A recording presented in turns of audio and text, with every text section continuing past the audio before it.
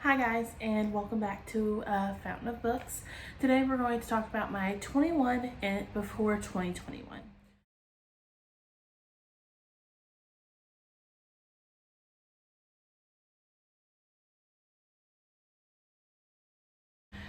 So there is a trend going through where everyone's doing the 20 books I want to read in 2020. Well, I picked mine up from Bellberry. She always does she did a 18 before 2018, a 19 before 2019. I did a 20 before 2020, which I failed. I read a bunch. I read like 9 books off of it, so I'm really proud about that, but didn't get all 20 read. So I do have my 20 in 2020 before 2021. That's what I'm doing. I'm just adding an extra book onto what everybody else is doing.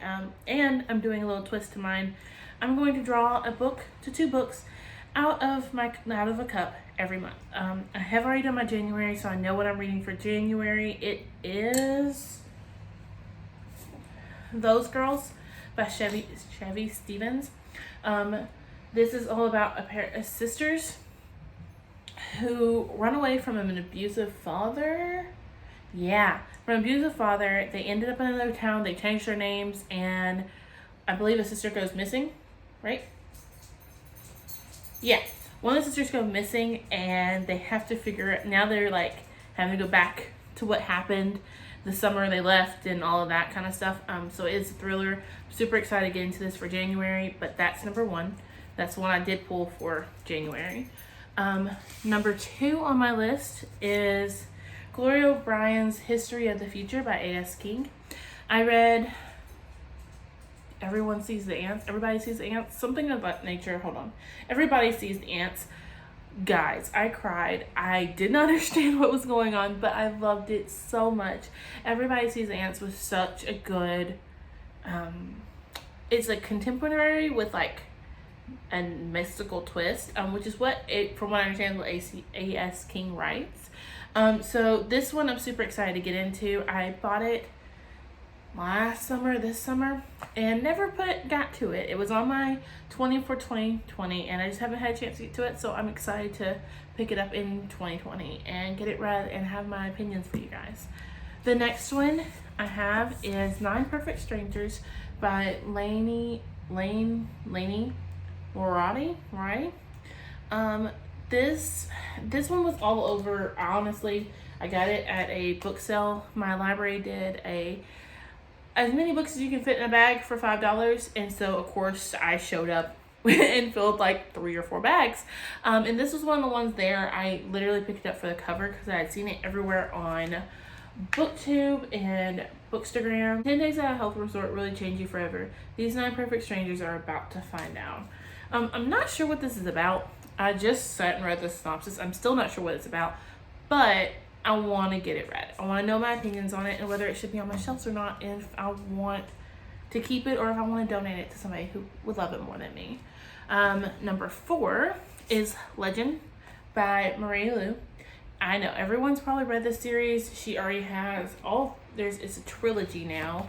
I just have not had a chance to get to it. It was on my 2020 for 2020.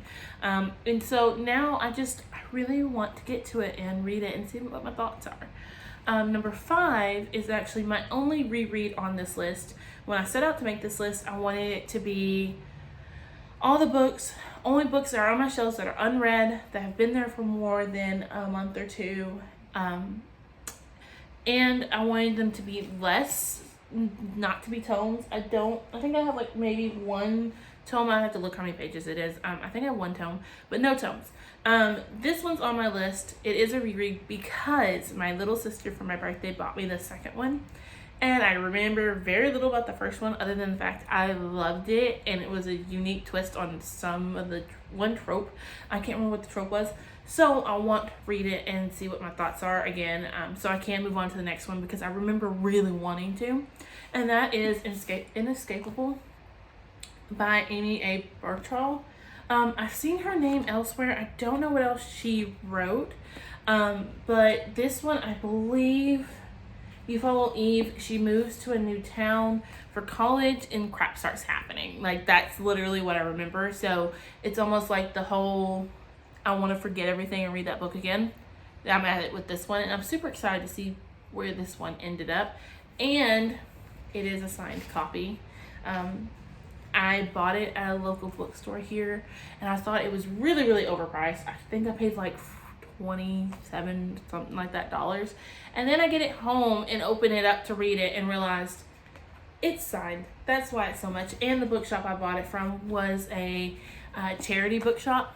And so what they do is every book you buy goes to a charity of their choosing or whatever. So I wasn't so upset about paying for so much for it because it is signed. So yeah, I have that. I'm super excited to get into. Number 6 is a backlisted or Lauren Oliver. It's Before I Fall. I believe she wrote something else. This one is, if I'm right, yeah, it's the whole "what if you had one day to live? What would you do?" trope. I'm super excited to see what this is about. I thought it sounded really good, and I recognized her name, so I picked it up at that same local bookstore where it was $5 for as many books as you put in a bag. So I got that. 6.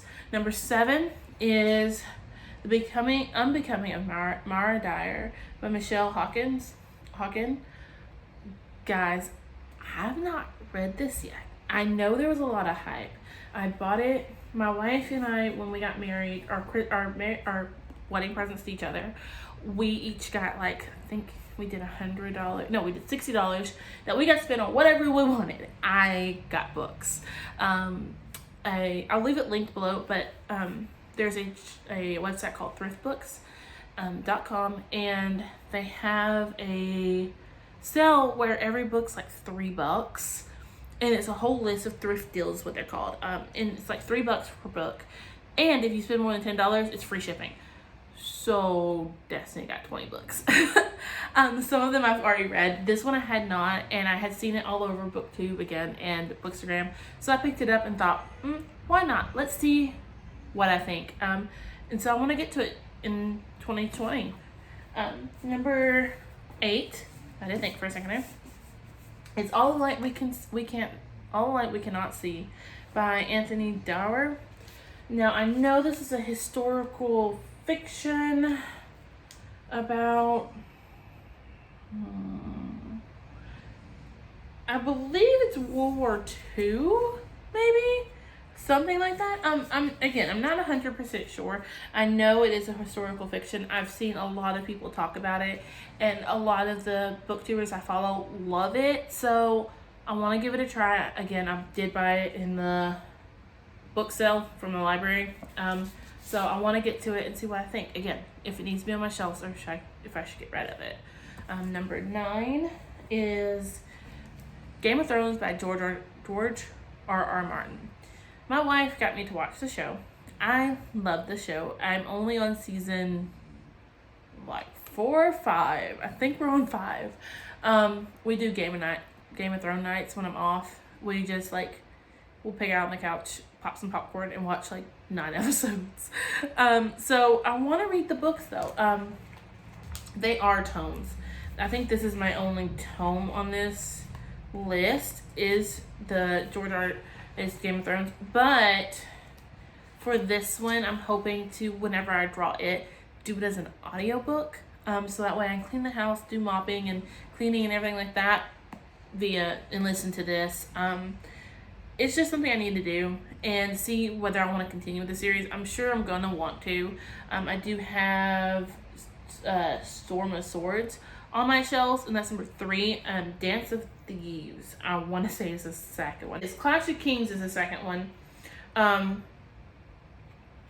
So I'm excited to get into this and see what this holds for me.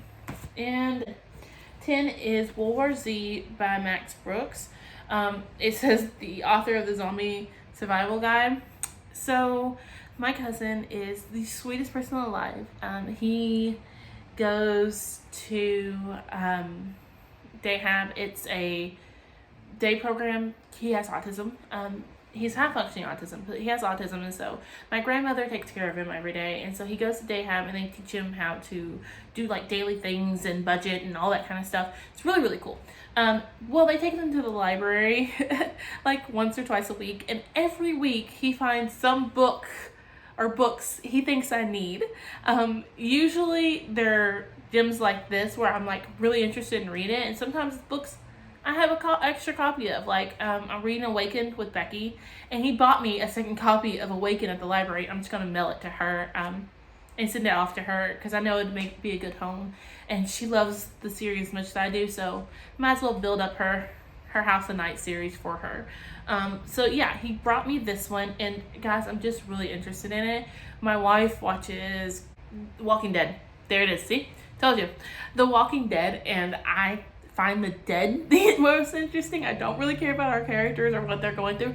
I want to know why the dead walks. So I'm super excited to get into this because I know the movie, she said, were like fast walking zombies, and they're like smart. And so I'm hoping the book's the same way because the zombies interest me. Like the scientific behind why we would become zombies interest me. So if you know any books like that, leave them below because I'm super, super interested in that. Number 11 is Interview with a Vampire by Anne Rice. Guys, I need vampires in my life lately. I have been reading House of Night with Becky, and the series is going to come to a close sooner or later. And Interview with a Vampire needs to happen. I know Anne Rice is like the vampire lady, from what I understand, and I know that she there's books and stuff, or there's books, of course. There's movies and stuff she's done, so I'm super excited to see what her books are like. And I want to read this one via the book because it's like the old paperback. I love it so much. When I found this on a secondhand shelf, I was so excited and immediately had to have it. So that's number 11. Number 12 is Seafire by Natalie C. Parker. Yes, I know everybody has read this. I know if you were in the YA genre, you probably have already read this and the sequel. But I bought it back this summer and just have not had a chance to read it, and I want to get to it. I know it's girl power. That's really all I know. I was trying to read the back, but all I know is it's girl power. It's like a girl man ship, and her whole crew is girls. Like, it's a lot of feminine power that I need in my life, so I'm happy to get started on that one. The number 13 is The Time Traveler's Wife. Guys, I've seen the movie, but I've never read the book. And I'm hoping the book is as good as the movie because the movie made me cry. It made me, it was wonderful, and I cried, and it was great. So I'm hoping to get the book read as well. And then number 14, we're on 14, is Extremely Loud and Incredibly Close. This is all about a young boy who his father dies in 9/11, and he finds a key in the top of his dad's closet. He goes to reach up there for something for his mom, I believe, and the vase falls and breaks, and he finds a key with the name Black on it. And he goes through New York trying different houses that have last name Black, different, if they have the first name Black, last name Black. Like, he's trying to find out what this key meant to his father and why his father had it in this vase. There's a movie. I've seen the movie and bawled. My significant other at the time called me a baby and was like, I don't know why you're crying. I bawled, and I'm hoping the book has that much of more of an emotional pack and has more detail because guys, it was just such a good movie. And flipping through, the book has all of these random pages of pictures, and I need to know what's going on with these pictures. Not to spoil anything, but there's pictures all through it, and so I need to know what's going on and why it is the way it is. So yeah, I'm super excited to read this. Plus, my copy actually has somebody else's. I'm trying to find a good page. Here's a good page. Hold on. Somebody else's annotations in it, and I don't know if that's part of the book. Some of it is in pencil, so I know it's not part of the book. But there's weird marked out lines and certain lines are underlined. I don't know if you can tell. You probably, yeah, you can. So see, some lines are underlined and stuff, so I want to know why. And I don't want to erase the annotations that person did, because I want to read their opinions. I want to try to connect, why'd you underline that line? Like, did it mean something to you, you know? So that's on my list as well. 15. So number 15 is The Death of Mrs. Westaway by Ruth Ware. I have not read Ruth Ware before. This will be my first one. If I'm right, I don't know what this one's about. Let me not lie. I was going to try to read the back. I have no clue what this is about. I've seen everybody talk about it and how good it is, so I really want to read it. It was a purchase that I made for, who knows. I bought it and now I want to read it. I'm really trying this year to get to more books on my shelves. So Death of Mrs. Westaway needs to happen. So number 16 is Flowers in the Attic by V.C. Andrews. If you have never heard of this, it is a Lifetime movie where there's the perfect family and they keep children hidden out of sight in the attic. And so they keep children hidden in the attic, and what happens and how the mother of the children doesn't want her new husband knowing that she has kids, and like that trope. I don't want to say it's a trope, but that kind of situation. It is set in, I want to say like the early 20th century, maybe early 1900s. Yeah, it was written in 1979, so I'm assuming it's set in the early 1900s. It's trying to flip. Let me see. It does not tell me exactly when, but I'm assuming that's what it is, because she doesn't want the new husband knowing that she has children. Otherwise, he wouldn't want to marry her or be with her. And so she keeps the kids in the attic, locked up. And what happens with that? This is so good. I have watched the movie, and so now, naturally, I want to read the book. Okay, so number 17 is going to be Delirium by Lauren Oliver. They say that the cure for love will make me happy and safe forever. I've always believed them until now. Now everything has changed. I'd rather be infected with love for the tiniest sliver of a second than live 100 years smothered by a lie. Guys, I have no clue, but I, again, bought it in that library sale because I thought it sounded really good. That line hooked me in, so I do want to read it. Number 18 is The Wicked Lovely by Melissa Marr. I've seen this all over the library, and when I had a chance to get my own copy, I did. So it says, rule number 3, don't stare at the invisible fairies. Rule number 2, don't speak to the invisible fairies. Rule number 1, don't ever attract their attention. Aslan is always seeing fairies, powerful and dangerous. They walk hidden in the mortal world. When the rules have kept Allison safe from them, stop working. Everything is suddenly on the line. Her freedom, her best friend Seth, her life, everything. I want to see what it's about. I'm interested. I am rereading A Court on Roses, so this is right up my alley with the fairies. Number 19 is Triple Moon by Melissa De La Cruz. This one follows the Beauchamp family. If you ever read The Witches of West End, this is actually a continuation, I guess. It's the nieces of Ingrid Beauchamp. They cause issues at their school, and they have to be sent to live with Ingrid. I only have read The Witches of East End, which I really want to reread. The second one is still like $13.